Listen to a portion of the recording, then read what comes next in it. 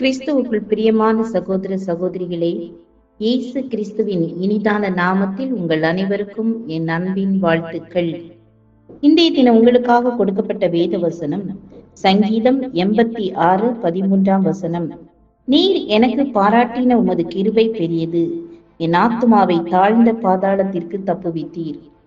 கிருபை தகுதியற்றவர்களுக்கு கொடுக்கப்படும் ஈவு.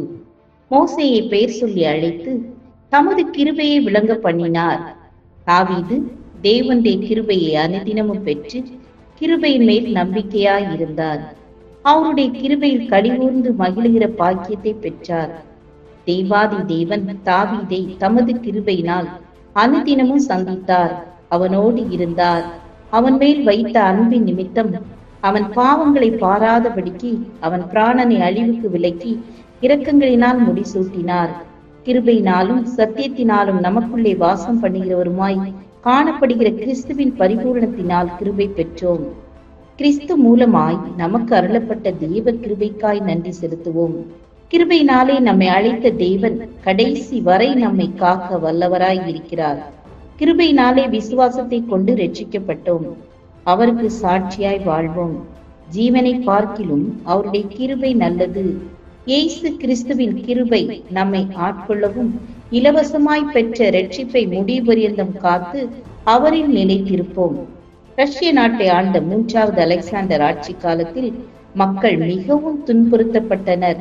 அலெக்சாண்டரின் மனைவியோ இரக்க குணம் உள்ளவள். ஒரு முறை சிறை கைதி ஒருவருக்கு ஆயுள் தண்டனை கொடுக்கப்பட்டது.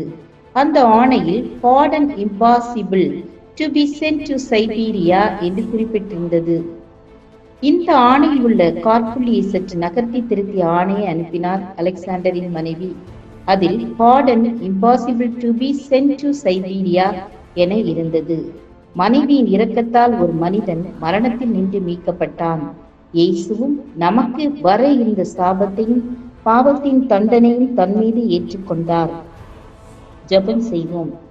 நாங்கள் நடக்க வேண்டிய பாதையை அறிந்திருப்பவரே, நீங்க எங்களுக்கு போதித்து சரியான பாதையில் எங்கள் ஒவ்வொருவரையும் நடத்துங்க. இயேசுவின் நாமத்தில் பிதாவே, ஆமேன், ஆமேன். God bless you.